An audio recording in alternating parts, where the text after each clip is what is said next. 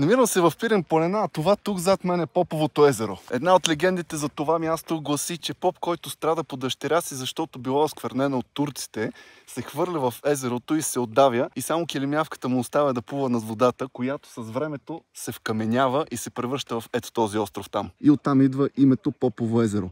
Тук сгушен между върховете Сиврия и връх Джангал, към който се отправяме в този момент, за да ви покажа какви брутални гледки ще видим от там горе. Сега за финалното катерене тук нагоре към връх Джангал се подкрепям с един клаш вид актив, който е обогатен с витамини от Б групата, които помагат за повече енергия точно за такива катерения. Разбира се, задължително спирка за боровинки. Малко да попасем. Гледайки са огромни. Дами и господа, връх Джангал.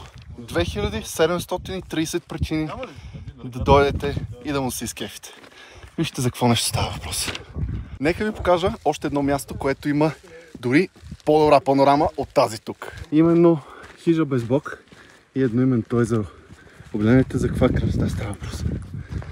Нещо наистина много яко.